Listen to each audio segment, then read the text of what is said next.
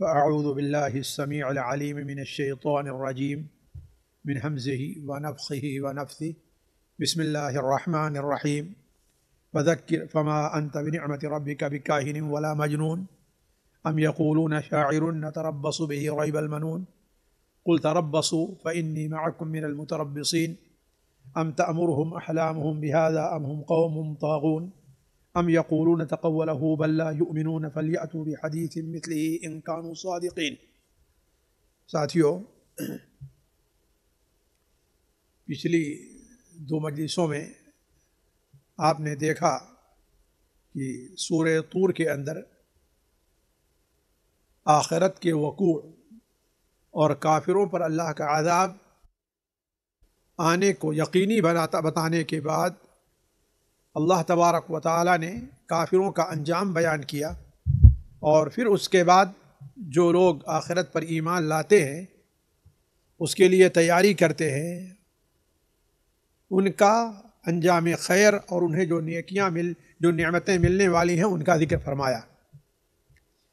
اب یہ ذکر فرمانے کے بعد اللہ تبارک و تعالی نبی کریم صلی اللہ علیہ وسلم کو جس مقصد کے لیے بھیجا تھا، اس مقصد کو پورا کرنے، وہ کام کرنے کا اللہ تعالی حکم دے رہا ہے، اور ساتھ ہی ساتھ مختلف انداز سے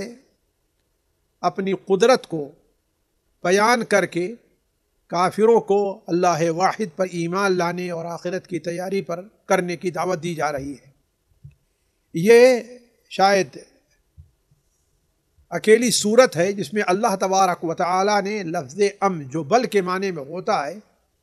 بطور سوال کے کسی چیز کو یقینی بنایا جاتا ہے، اس کا استعمال تقریباً 15 یا 16 بار ہوا ہے، اور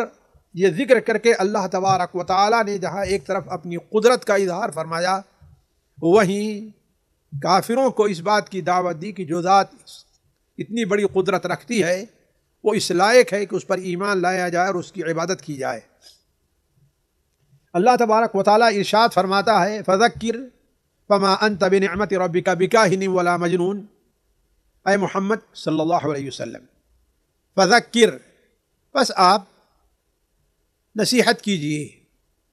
آپ سمجھائیے، آپ انہیں سکھائیے، آپ انہیں بتلائیے۔ فما انت بنعمت ربک بکاہن ولا مجنون، اللہ تبارک و تعالی کا آپ کے ساتھ یہ فضل ہے، اللہ تعالیٰ کی نعمت ہے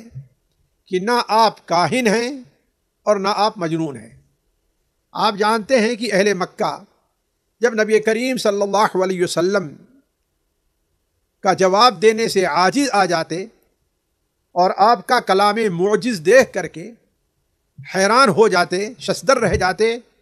تو آپ صلی اللہ علیہ وسلم پر وہ مختلف قسم کے الزامات لگانا شروع کرتے۔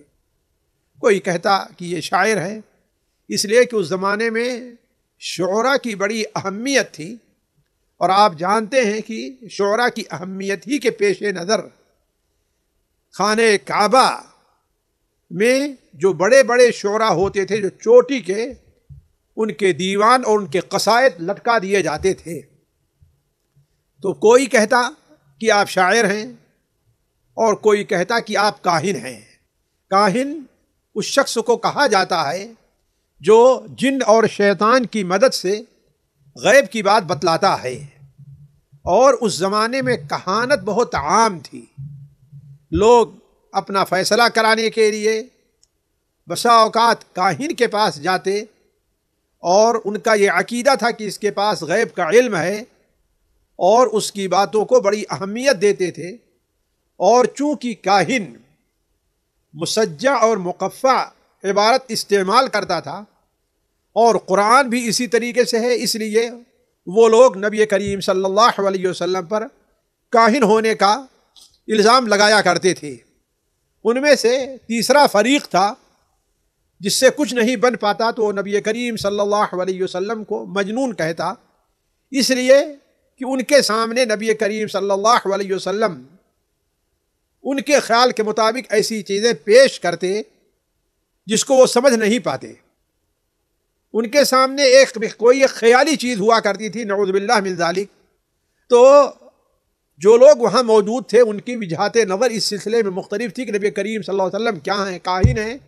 شاعر ہیں،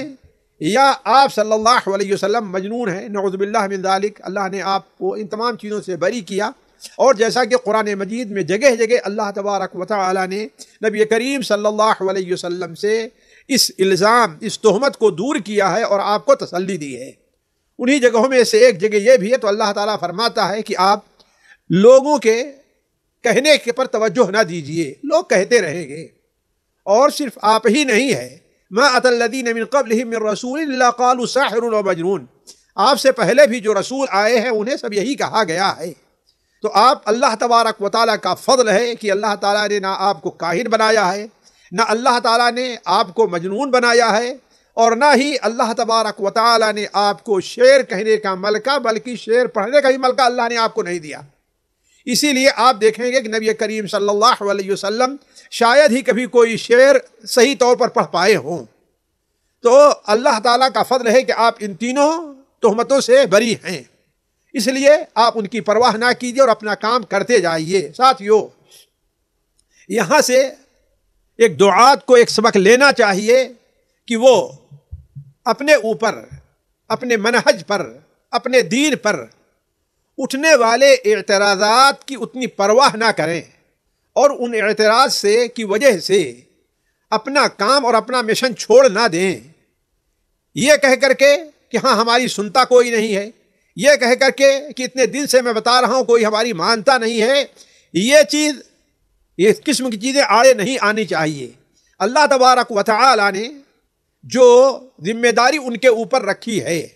امت وسط جس کی وجہ سے انہیں قرار دیا گیا ہے، انہیں چاہیے کہ وہ اپنے کام کے اندر لگے رہیں اور لوگوں کے اعتراضات، لوگوں کے الزامات اور تہمت کی پرواہ نہ کریں۔ تو فذکر فما انت بنعمت ربک بکاہن ولا مجنون، آپ نصیحت کیجئے، آپ سمجھائیے، لیکن نصیحت کرنے کا یہ معنی نہیں ہے کہ جس جگہ نصیحت کا کوئی فائدہ نہ ہو آپ وہاں بھی اپنی ذمہ داری نصیحت کرتے رہیے۔ نہیں، اس جگہ جہاں فائدہ کی امید ہو وہ کام وہاں پر آپ کرتے رہیں۔ تو فذکر فما انت بنعمت ربک بکاہن ولا مجنون، آپ کے رب کی نعمت ہے کہ اللہ تعالیٰ نے آپ کو کاہن نہیں بنایا، اللہ نے وحی نازل کی ہے۔ اللہ تعالیٰ نے آپ کو شاعر نہیں بنایا، بلکہ اللہ تعالیٰ نے آپ کو قرآن دیا ہے، وحی دی ہے۔ یہ اللہ تعالیٰ کی نعمت ہے، لہذا ان کی اقوال کی پرواہ کیے بغیر آپ اللہ کے لیے جو نصیحت کرتے ہیں وہ کرتے رہیے۔ ام یقولون شاعر نتربص بہ ریب المنون، کیا یہ لوگ کہتے ہیں، ہم یہاں پر بل کے معنی میں ہے، بلکہ یہ لوگ کہتے ہیں، بلکہ کیا وہ لوگ کہتے ہیں کہ شاعر یعنی آپ شاعر ہیں؟ جس طریقے سے اس سے پہلے بہت سے شعراء گزرے ہیں، اور وہ شعراء دنیا کے اندر جو حادثات آئے یا موت آئی ہے اس کے شکار ہو گئے، اس طریقے سے آپ کے بارے میں جب آپ کا جواب نہیں دے پاتے تو کہتے ہیں کہ چھوڑو، انتظار کرو، جس طریقے سے دوسرے شعراء امرؤ القیس آیا، طرفہ ابن عبد البکری آیا، اور فلاں آئے اور سب اپنی موت چلے گئے، آج ان کا نام لینے والا کوئی نہیں ہے۔ اسی طریقے سے نعوذ باللہ من ذالک آپ کے بارے میں ان کا خیال تھا۔ تو اللہ تعالیٰ فرماتا ہے کہ ام یقولون شاعر، کیا آپ کے بارے میں کہتے ہیں شاعر؟ نتربص بہ ریب المنون، تربص یتربص کے معنی میں ہوتا ہے کسی مہم چیز کا انتظار کرنا، چاہے وہ مفید ہو یا وہ مضر ہو، اگر کوئی اہم چیز رہتی ہے آنے والی اس کا انتظار کرتا ہے، یہ تربص ہے۔ تو فتح اسی لیے اس کے اندر صبر کا ہی معنی پایا جاتا ہے، یعنی آپ صبر سے اور حوصلہ سے انتظار کرتے رہیے۔ تو ام یقولون شاعر، کیا وہ لوگ کہتے ہیں شاعر ہیں، نتربص بہ، اس کے بارے میں ہم انتظار کر رہے ہیں، کس بارے میں؟ ریب المنون، ریب کے معنی اس سے پہلے گزر چکا ہے، شک کے بار بار آ چکا ہے، لیکن شک میں جہاں انسان ہوتا ہے وہاں انسان پریشانی یا کہیے کہ ایک قسم کے الجھن کا شکار ہو جایا کرتا ہے۔ تو یہاں پر اصل میں ریب کے معنی جو ہے وہ پریشانی یا حادثات کے ہے۔ منون یا ایک معنی دو علماء نے کیا ہے، ایک معنی کیا ہے موت کا اور ایک معنی کیا ہے زمانے کا، نتیجہ دونوں کا ایک ہے۔ یعنی کیا آپ کے بارے میں وہ لوگ کہتے ہیں کہ آپ شاعر ہیں؟ یہ شاعر ہے، نتربص به، اس کے بارے میں ہم انتظار کر رہے ہیں، ریب المنون، موت کی اچانک آ جانے کا، موت کے پریشانی کا، موت کے دھاوا بول دینے کا، یا زمانے کے جو حادثات ہوتے ہیں، زمانے کی جو نئے رنگیاں ہوتی ہیں، اس کی وجہ سے کہ آپ کے اوپر موت کا انتظار کر رہے ہیں۔ تو ام یقولون شاعر، کیا کہتے ہیں کہ وہ شاعر ہے، نتربص به ریب المنون۔ اللہ تعالیٰ جواب دیتا ہے کہ آپ کہیے، قل، آپ کہیے تربصوا فإنی معکم من المتربصین، انتظار کر لو، اس لیے کہ میں بھی تمہارے ساتھ من المتربصین، انتظار کرنے والا میں ہوں۔ جب آپ کو اپنی موقف پر کسی چیز پر کوئی یقین ہو، نتیجہ آپ جانتے ہیں کہ آپ نتیجے کے بارے میں آپ کو غالب گمان ہو اور نتیجہ ہو یقینی ہو، تو آپ کہتے ہیں انتظار کرو، دیکھ لو، ہم بھی دیکھ لیں گے۔ آپ کہتے ہیں تم بھی زندہ ہو، تم بھی یہیں پر ہو، ہم بھی یہیں پر ہیں، ابھی دیکھو کیا نتیجہ نکلتا ہے۔ تو گویا کہا جا رہا ہے نبی صلی اللہ علیہ وسلم سے، چونکہ آپ کو یقین تھا اس لیے آپ کو کہا جا رہا ہے قل تربصوا، آپ ان سے کہہ دیجئے کہ کرو انتظار میں رہو، فإنی معکم من المتربصین، میں بھی تمہارے ساتھ انتظار کر رہا ہوں۔ یعنی آنے والا دن یہ بتلا دے گا کہ آجا میں شاعر ہوں، ہمیں حوادثات دہر کی وجہ سے ہمیں اس دنیا سے جانا پڑتا ہے، یا یہ کہ تم اپنے قول میں جھوٹے ہو، ظاہر بات تو اپنے قول میں جھوٹے ہو۔ تو تربصوا فإنی معکم من المتربصین، انتظار کرو اس لیے کہ میں بھی تمہارے ساتھ انتظار کر رہا ہوں۔ اور زمانے نے دیکھ لیا کہ اللہ کے رسول صلی اللہ علیہ وسلم یہ ثابت کر دیا کہ آپ حق تھے۔ دوسرے لوگ آپ دیکھیں غزوہ بدر کے اندر، غزوہ احد میں، اور اس کے بعد سب کام آ گئے اور نبی کریم صلی اللہ علیہ وسلم کی کامیابی کا ان لوگوں نے انجام دیکھ لیا۔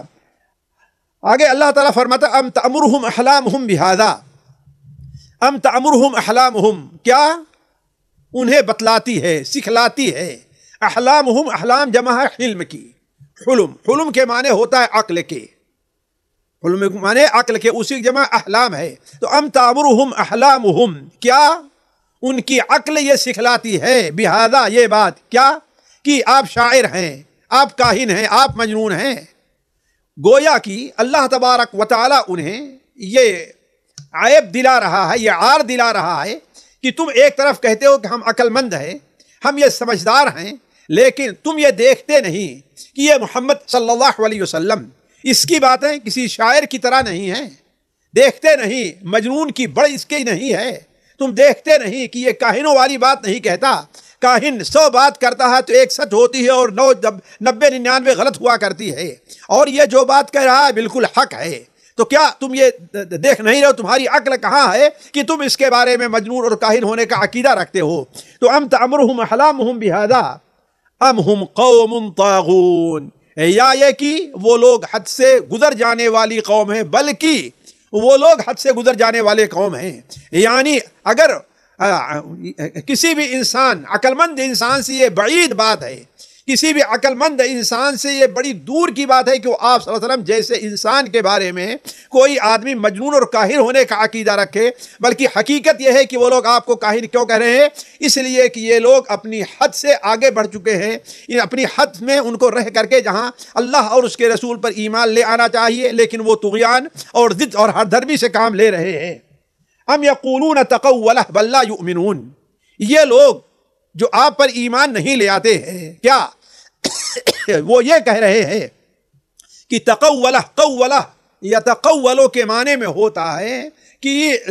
تقولہ یتقولو کے معنی ہوتا ہے کوئی بات گڑھ کر کے بیان کرنا۔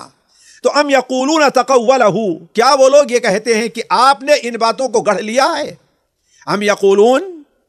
بلکہ کیا وہ لوگ یہ کہہ رہے ہیں کہ آپ نے یہ قرآن جو آپ لائے ہیں آپ نے اس کو گڑھ لیا، اپنی طرف سے بیان کیا ہے؟ بل لا یؤمنون، بلکہ حقیقت یہ ہے کہ وہ ایمان نہیں لے آتے۔ یعنی ان کا ایمان نہ لے آنا، ان کا یہ کہنا کہ آپ نے اس بات کو گڑھ لیا، اس بات کی دلیل ہے کہ وہ ایمان نہیں لے آ رہے ہیں، اس کے اوپر ایمان لانا ہی نہیں چاہتے۔ اگر وہ لوگ ایمان لے آتے تو ایسی بات نہ کہتے۔ اس لیے کہ کوئی بھی شخص جو آپ صلی اللہ علیہ وسلم صداقت پر ایمان رکھے گا، آپ کی رسالت پر ایمان رکھے گا، وہ کبھی ایسی بات کہنے کے لیے تیار نہیں ہوگا۔ فَلْيَأْتُوا بِحَدِيثٍ مِثْلِهِ إِن كَانُوا صَادِقِينَ، فَلْيَأْتُوا بِحَدِيثٍ مِثْلِهِ، بس انہیں چاہیے کہ یأتوا لے آئیں، بحدیث کوئی ایسی بات مثلہی جو ایسے ہو، یعنی اللہ تبارک و تعالی اس طرف اشارہ فرما رہا ہے یا اہل مکہ کو چیلنج کر رہا ہے کہ اگر تم یہ کہتے ہو کہ یہ کلام جو محمد صلی اللہ علیہ وسلم پیش کر رہے ہیں تمہاری طرح ہے، یہ ان کا اپنا بنایا ہوا ہے، تو اسی طریقے سے ادیب تم بھی تو ہو، انہی کی طرح تم بھی عربی زبان جانتے ہو، تو جس طریقے سے انہوں نے یہ کلام اپنی طرف سے گڑھ لیا ہے ایسے ہی کلام تم بھی لا کر کے پیش کرو۔ گویا انہیں چیلنج کیا جا رہا ہے، جیسے قرآن مجید میں ایک سے زائد جگہ یہ چیلنج کیا گیا ہے کہ اگر ان کنتم فی ریب مما نزلنا علی عبدنا فأتوا بسورۃ مثلہ۔ اللہ تبارک و تعالیٰ نے شروع میں تو یہ کہا اس قرآن جیسی کوئی کتاب لے آؤ، اس کے بعد اللہ تعالیٰ نے کہا کہ اس قرآن جیسی کوئی 10 سورت لے کر کے آؤ، آخر میں کہا اس قرآن جیسی کوئی 10 آیت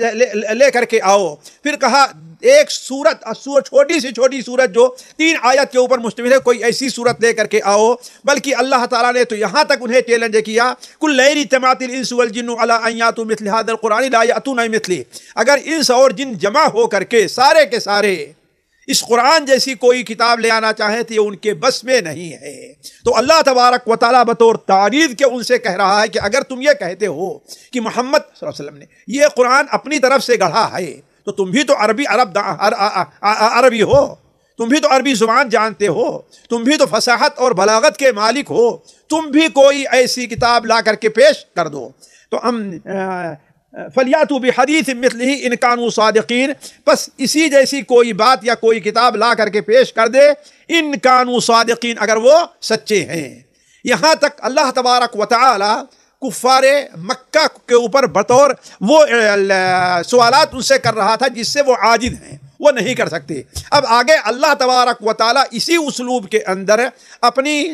ربوبیت اور اپنی الوہیت کے اندر اپنی تنہائی اور اپنی وحدت کو اللہ تبارک و تعالی بیان کر رہا ہے۔ اللہ تعالیٰ فرماتا ہے ام خلقوا من غیر شیء ام هم الخالقون، آخر یہ لوگ جو آپ کو کاہن کہتے، جھوٹا کہتے ہیں، آپ کی لائی ہوئی تعلیمات پر ایمان نہیں لے آتے، آخر کیا وہ یہ سمجھتے ہیں کہ اللہ نے بیکار پیدا کیا ہے، ان کی پیدائش کا کوئی مقصد نہیں ہے، یا وہ خود اپنے آپ کو پیدا کر لیے کسی خاص مقصد کے لیے کہ اللہ تبارک و تعالیٰ کے احکام کے پابند نہیں بننا چاہتے؟ ظاہر بات ہے ان کے بس میں نہیں ہے۔ تو یہی چیلنج اللہ تعالیٰ فرماتا ام خلقوا من غیر شیء، کیا وہ لوگ بغیر کسی کے پیدا ہو گئے ہیں؟ ام خلقوا، کیا وہ پیدا کر لیے گئے ہیں بغیر شیء من غیر شیء، بغیر کسی چیز کے، یعنی کسی پیدا کرنے والے کے بغیر وہ خود پیدا ہو گئے ہیں۔ ام هم الخالقون، یا انہوں نے اپنے آپ کو پیدا کیا ہے۔ یعنی بات ہے اس دنیا میں، اور دیکھ رہے ہیں کہ وہ دنیا میں کبھی نہیں تھے اور آئے اور کبھی نہیں رہیں گے۔ وہ یہ دیکھتے ہیں کہ ایک شخص ہے، میاں بیوی ہے، ان کے کوئی اولاد نہیں ہوتی، لیکن اللہ تعالیٰ انہیں اولاد دیتا ہے، تو یہ ان کے سامنے ہے دنیا کے اندر آنا اور دنیا سے جانا۔ اب سوال یہ ہے کہ آیا دنیا میں 2 ہی صورت ہو سکتی ہے، یا تو وہ بغیر کسی کے پیدا کیے ہوئے اپنے آپ پیدا ہو گئے ہوں، اور ظاہر بات ہے یہ چیز اس کا اقرار کبھی نہیں کریں گے کہ کوئی شخص بغیر کسی کے بنائے ہوئے، بغیر کسی کے پیدا کیے ہوئے اپنے آپ پیدا ہو جائے۔ دوسری صورت ہو سکتی ہے نہیں، انہیں پیدا کرنے والا تو ہے، لیکن وہ کون ہے؟ انہوں نے خود اپنے آپ کو پیدا کر لیا ہے، انہوں نے خود اپنے آپ کو پیدا کر لیا ہے۔ ظاہر بات ہے یہ دونوں چیزیں غیر معقول ہیں اور وہ ماننے کے لیے تیار نہیں، لیکن وہ جانتے ہیں کہ ایسا نہیں ہے، جانتے ہیں۔ ان کا حال تو یہ ہے کہ پیدا ہو جانے کے بعد سالوں سال ان کی یہ کیفیت رہتی ہے کہ ان ایام میں ان کے اوپر کیا کیا خوشیاں، کیا کیا غمیاں، کیا بیماریاں، کیا پریشانیاں گزری ان کو خود معلوم نہیں، یاد نہیں ہے۔ تو نہ تو انہوں نے خود اپنے آپ کو پیدا کیا ہے اور نہ بغیر اللہ کے پیدا کیے ہوئے پیدا ہو گئے ہیں، تو پھر کون پیدا کیا ہے؟ ظاہر بات اب جواب یہی رہ جاتا ہے کہ اللہ تعالیٰ نے پیدا کیا ہے، جیسا کہ وہ مانتے ہیں۔ تو جب اللہ تعالیٰ نے انہیں پیدا کیا ہے تو اللہ تبارک و تعالیٰ کی ربوبیت کو جب مانتے ہیں تو اللہ تبارک و تعالیٰ کی الوہیت کو بھی ماننا چاہیے۔ آپ جانتے ہیں کہ قرآن مجید کا ایک اسلوب یہ بھی ہے کہ اللہ تعالیٰ توحید ربوبیت سے توحید الوہیت پر استدلال کرتا ہے۔ تو ام خلقوا من غیر شیء ام هم الخالقون ام خلقوا السماوات والارض بل لا یوقنون، یا انہوں نے آسمان اور زمین کو پیدا کیا، یعنی ان کے اندر اتنی استطاعت ہے، اتنی قدرت ہے، اتنی طاقت ہے کہ انہوں نے اس آسمان اور زمین کو پیدا کر لیا ہے، یا جن کی وہ عبادت کرتے ہیں، جنہیں یہ مختار کل سمجھتے ہیں، جنہیں یہ مالک کل سمجھتے ہیں، جنہیں یہ غوث اعظم سمجھتے ہیں، کیا ان لوگوں نے آسمان اور زمین کو پیدا کیا ہے؟ ظاہر بات ہے فوراً ان کا جواب ہوگا کہ نہیں۔ تو حقیقت یہ ہے کہ بل لا یوقنون، یہ لوگ یقین نہیں رکھتے، اللہ تبارک و تعالی کی قدرت پر ان کو یقین اور ایمان نہیں ہے، اس لیے یہ باتیں وہ کہتے ہیں۔ یہی دو آیتیں ہیں جن سے متعلق جیسا کہ صحیح بخاری میں ہے، حضرت جبیر ابن مطعم رضی اللہ تعالیٰ عنہ جو مطعم ابن عدی کے بیٹے تھے، غزوہ بدر کے بعد ابھی مسلمان نہیں ہوئے تھے، یہ آئے تھے مسلمان قیدیوں کو چھڑانے کے لیے، تو اللہ کے رسول صلی اللہ علیہ وسلم سورہ مغرب کی نماز میں یہ سورت پڑھ رہے تھے، تو وہ خود بیان کرتے ہیں کہ جب آپ صلی اللہ علیہ وسلم اس آیت پر پہنچے، ام خلقوا من غیر شیء ام هم الخالقون ام خلقوا السماوات والارض بل لا یوقنون، تو ایسا لگا کہ میرا دل اتنا گھبرانے لگا، اتنا حرکت کرنے لگا کہ میرے باہر آ جائے گا یا میرا دل پھٹ جائے گا، اس لیے کہ اللہ تبارک و تعالیٰ نے اس کے اندر وہ چیلنج کیا ہے کہ جس کا جواب کسی کے پاس نہیں تھا۔ تو ام خلقوا من غیر شیء ام الخالقون ام خلقوا السماوات والارض بل لا یؤمنون ام عندهم خزائن ربک ام هم المسیطرون، یا ان کے ایمان نہ لانے کی وجہ یہ ہے کہ ان کے پاس آپ کے رب کا خزانہ موجود ہے، اللہ تبارک و تعالیٰ نے انہیں اتنا خزانہ دے دیا ہے کہ اب انہیں کسی چیز کی ضرورت نہیں ہے، اللہ نے انہیں جنت اور جہنم کا گویا مالک بنا دیا ہے کہ اب جنت میں جانے کے لیے ایمان لانے، عمل صالح کرنے کی ان کو ضرورت ہی نہیں ہے، جیسا کہ اللہ تبارک و تعالی نے سورہ العلق کے اندر اللہ تعالی بیان فرمایا کلا ان الانسان لیطغی ان رآہ استغنی، آخر ایمان کیوں نہیں لا رہے ہیں یہ لوگ؟ اس لیے کہ وہ لوگ اپنے کو سمجھتے ہیں کہ ہم بے نیاز ہیں، ہمیں کسی کی ضرورت نہیں ہے، تو ہم عندهم خزائن ربک ام هم المسیطرون، یا وہی لوگ ہیں غلبہ حاصل کرنے والے، یعنی اگر ان کے پاس رب کا خزانہ نہیں ہے تو کیا اللہ تبارک و تعالی نے اپنے خزانے کے اوپر انہیں مکمل اختیار دیا ہے کہ جس کو چاہیں وہ خزانہ دیں اور جس کو چاہیں نہ دیں، جس کو چاہیں وہ نبی بنا دیں، جس کو چاہیں وہ نبی نہ بنائیں، جیسا کہ وہ کہا کرتے تھے کہ لولا انزل هذا القرآن على رجل من القريتين عظيم، یہ قرآن مکہ کے ایک فقیر آدمی پر نازل ہوا، حالانکہ اس قرآن کو مکہ کے دو عظیم مکہ اور طائف کے دو شہروں میں سے، دو عظیم شاعروں میں سے کسی کے اوپر، دو عظیم سرمایہ داروں میں سے کسی یا مالداروں میں سے کسی ایک کے اوپر نازل ہونا چاہیے تھا، تو اللہ تعالیٰ فرماتا ہے ام عندهم خزائن ربک ام هم المسیطرون، یا ان کو اس کے اوپر کیا ہے قبضہ حاصل ہے کہ وہ جیسا چاہے تصرف کریں، جس کو چاہے نبی بنائے، جس کو چاہے دے، جس کو چاہے غریب بنائے۔ ظاہر بات ہے جب یہ کچھ بھی ان کے پاس نہیں ہے تو انہیں اللہ اور اس کے رسول کی بات مان لینا چاہیے۔ ام لہم سلم یستمعون فیہ فلیأت مستمعہم بسلطان مبین، ام لہم سلم، سلم کہتے ہیں سیڑھی کو، بلکہ کیا ان کے پاس کوئی سیڑھی ہے،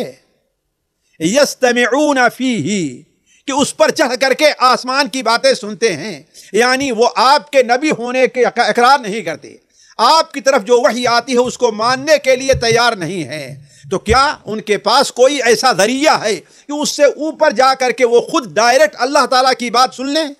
اللہ تعالیٰ سے بات کر لیں، اللہ تعالیٰ سے احکام لے لیں؟ تو ام لہم سلم، کیا ان کے پاس کوئی سیڑھی ہے جس سے چڑھ کر کے یستمعون فیہ، وہ جا کر کے اوپر بیٹھ کر کے سنتے ہیں؟ فلیأت مستمعہم بسلطان مبین، اگر ایسا ان کا دعویٰ ہے تو فلیأت مستمعہم، لے آئیں اپنے سننے کی جگہ جہاں وہ بیٹھتے ہیں، کیا لے آئیں؟ بسلطان مبین، کوئی واضح دلیل لے کر کے آئیں۔ کیا ان کے پاس کوئی دلیل ہے ایسی جس سے وہ ثابت کر دیں کہ ہاں ہم اوپر سے ہم خود بات دے لیتے ہیں، وہاں سے ہم خود باتیں اخذ کر لیتے ہیں، جیسا کہ گمراہ صوفیوں نے نعوذ باللہ من ذالک اس بات کا یہ دعویٰ کیا کہ میرا رب جو ہے ہمارے سے خود گفتگو کرتا ہے، یا ہم جو ہے یہ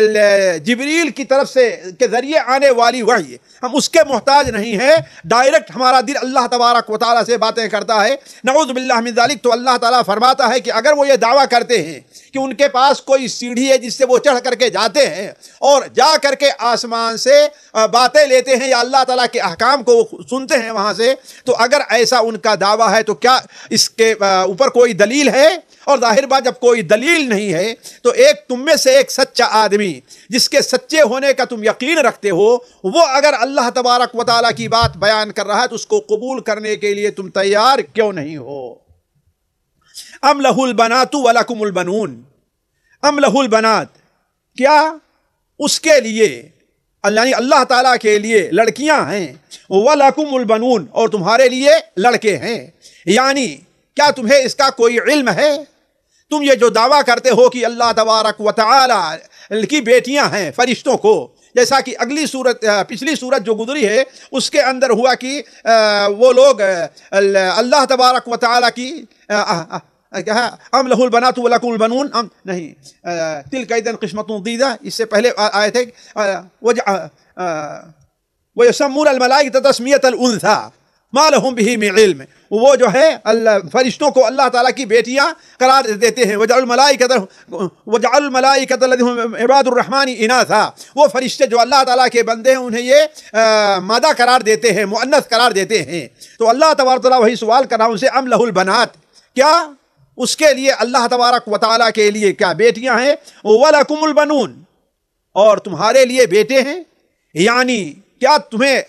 یہ علم دیا گیا ہے جس کی بنیاد پر اللہ تبارک و تعالیٰ کی عبادت نہ کر کے انہی فرشتوں کی اور جنوں کی عبادت کر رہے ہو کہ ہاں یہ تمہیں اللہ تعالیٰ تک پہنچا دیں گے؟ ظاہر بات ہے اللہ تبارک و تعالیٰ جواب نہیں دے رہا ہے، کیوں؟ اس لیے کہ جواب معلوم ہے، یعنی ایسا کچھ نہیں ہے۔ ام تسألہم اجرا فہم من مغرم مثقلون، جب یہ سارا کچھ نہیں ہے، نہ ان کے پاس کوئی علم ہے، نہ کوئی خزانہ ہے، نہ سلم ہے وہاں جا سکتے ہیں، نہ اللہ تعالیٰ نے کسی کو اپنے تک پہنچنے کے لیے کوئی وسیلہ بنایا ہے، تو آخر پھر آپ کی بات ماننے کے لیے تیار کیوں نہیں ہوتے؟ کیا آپ ان سے کوئی بہت بڑا معاوضہ طلب کر رہے ہیں جس کے وجہ سے یہ اس کے بوجھ کے نیچے دبے جا رہے ہیں کہ یہ بات نہ ماننا یہ ہمارے لیے آسانی ہے؟ اللہ تعالیٰ فرماتا ہے ام تسألہم اجرا، کہ آپ ان سے اجر طلب کر رہے ہیں، اور یہ بات بار بار گزر چکی ہے کہ انبیاء علیہم السلام اپنی دعوت پر کبھی کوئی اجر طلب نہیں کرتے، اگر وہ اجر طلب کرتے تو ان کی دعوت قبول کرنے کے اندر یہ چیز بہت بڑی رکاوٹ بن جاتی۔ اسی لیے علماء یہ کہتے ہیں کہ اصل چیز یہ ہے کہ دعوت کا جو کام ہونا چاہیے اس کے اوپر اجر طلب نہ کیا جائے، یہ اجر اللہ تبارک و تعالیٰ سے ہے، نہ کہ کسی مخلوق سے اس کا اجر طلب کیا جائے۔ تو ام تسألہم اجرا، کیا آپ ان سے اجر طلب کر رہے ہیں، کوئی مزدوری طلب کر رہے ہیں کہ وہ بات آپ کی ماننے کے لیے تیار نہیں ہوتے؟ فہم فی مغرم مثقلون، مثقل کے معنی ہوتا ہے بھاری پن، بوجھ کے، مغرم کے معنی ہوتا ہے دین، قرض، جیسا کہ وہ دعا جو ہم اور آپ تشہد کے آخر میں پڑھتے ہیں وَأَعُوذُ بِكَ مِنَ الْمَأْثَمِ وَالْمَغْرَمِ، ہم اللہ تعالیٰ تیری پناہ چاہتے ہیں کس سے؟ گناہ میں پڑنے سے اور قرض میں ڈوب جانے سے۔ تو اللہ تعالیٰ فرما رہا ہے کہ کیا آپ ان سے کوئی اجر طلب کرتے ہیں، اتنا بڑا اجر جس کی وجہ سے وہ اپنے آپ کو قرض میں ڈوبا ہوا پا رہے ہیں؟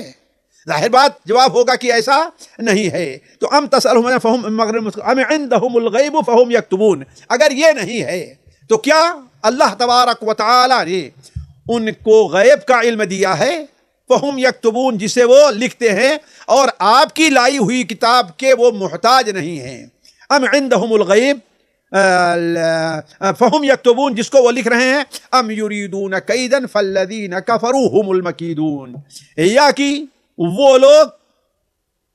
مکر کر رہے ہیں آپ کے ساتھ، آپ کی تعلیم کے ساتھ مکر کر رہے ہیں، وہ چال چل رہے ہیں، اس کو کسی طریقے سے مٹا دینا چاہتے ہیں۔ جیسا کہ معلوم ہے کہ دنیا کی طاقتیں ہمیشہ دین اور اہل دین کے خلاف مکر کرتی اور چال چلتی رہی ہیں، چاہے ماضی قریب میں ہو، حاضر میں ہو یا ماضی بعید میں ہو، اور یہ سلسلہ اللہ تعالیٰ کی حکمت ہے کہ قیامت تک جب تک دونوں طاقتیں رہے گی یہ جاری رہے گا۔ تو ام یریدون کیدا فالذین کفروا هم المکیدون، بس جو لوگوں نے فالذین کفروا، حقیقت یہ ہے کہ جن لوگوں نے کفر کیا، ہم المکیدون، انہی کے ساتھ چال چلی گئی ہے، انہی کے ساتھ شیطان کھیل کر رہا ہے، چال چل رہا ہے، انہیں دھوکے میں رکھ رہا ہے۔ وہ اسلام کے ساتھ کچھ بھی کوشش کریں گے، کبھی بھی ان کی چال کامیاب نہیں ہو پائے گی۔ اگر ایسا ہوا بھی کہ وقتی طور پر وہ لوگ چال چلے اور کامیاب ہو گئے، لیکن اس کے اندر ثبات نہیں ہوگا۔ ماضی قریب کی اگر آپ تاریخ دیکھیں تو آپ کو یہ بات بالکل سامنے واضح ہو جائے گی، چاہے رشیا کے اندر ہوں یا افریقہ کے اندر ہوں یا عرب افریقہ جو ہے اس کے بعد ملک تونس اور جزائر وغیرہ ہو، جہاں دین کے خلاف چال چلی گئی، یہاں تک کہ مساجد وغیرہ بند کیے گئے، مدارسوں کو ڈھایا گیا، بند کیا گیا، لیکن 100 سال 50 سال 60 سال 90 سال بھی نہیں گزرے کہ اللہ تبارک و تعالی نے ان ملکوں کو دوبارہ اس میں ترقی دی اور مسلمان نکھر کر کے آئے۔ تو اللہ تعالیٰ فرماتا ہے ام یریدون کیدا فالذین کفروا هم المکیدون۔ اچھا یہ بات نہیں ہے تو آپ کی بات نہیں مانتے، تو کیا اس کی وجہ یہ ہے کہ آپ جس خدا کی طرف لوگوں کو بلا رہے ہیں، جس رب کی طرف آپ دعوت دے رہے ہیں، جس معبود کی طرف آپ لوگوں کو بلا رہے ہیں، ان کے پاس اس کے علاوہ کوئی اور بھی معبود ہے؟ ام لہم الہ غیر اللہ، کیا ان کے پاس اللہ کے علاوہ بھی کوئی معبود ہے؟ سبحان اللہ عما یشرکون، اللہ پاک ہے ان تمام باتوں سے جو اللہ تعالیٰ کے ساتھ وہ شرک کر رہے ہیں۔ یعنی یہ بھی نہیں ہے کہ آپ کی بات نہ مانیں، یعنی کہنے کا مطلب یہ ہے کہ انہیں یہ بات آپ کی ماننی چاہیے اور آپ پر ایمان لے آنا چاہیے۔ آج کی مجلس یہیں پر روکتے ہیں، پھر انشاءاللہ اگلی مجلس اس پارے کی جو آخری آیت ہیں ان سے متعلق رہے گی۔ تب تک آپ سے اجازت ہے، والسلام علیکم ورحمۃ اللہ وبرکاتہ۔ ہمارے علمی اور عوامی دروس اور سوال و جواب کی مجلسوں سے آپ خود بھی مستفید ہوں اور اپنے دوست و احباب کے ساتھ بھی شیئر کریں۔ عین ممکن ہے کہ آپ کے شیئر سے کسی کی اصلاح اور آپ کے لیے صدقہ جاریہ بن جائے۔ واٹس ایپ پر اسلامک میسج حاصل کرنے کے لیے نمبر نوٹ فرمائیں: یعقوب عزیز 00966 5089 59707۔ واٹس ایپ سوال و جواب گروپ میں ایڈ ہونے کے لیے نمبر نوٹ فرمائیں: عبدالسلام عمری 00966 502627 نمبر بھیجتے ہوئے نام اور پتہ ضرور لکھیں۔ اسی طرح ہمارے یوٹیوب چینل اسلامی دعویٰ کو ضرور سبسکرائب کریں تاکہ ہماری ہر نئی اور اہم ویڈیو کی اطلاع آپ کو فوری حاصل ہو جائے۔ تمام دروس، مقالات اور سوال و جواب سیریز کے لیے ہماری مشہور ویب سائٹ www.islamidawah.com کا مشاہدہ کرتے رہیں۔ السلام علیکم ورحمۃ اللہ وبرکاتہ۔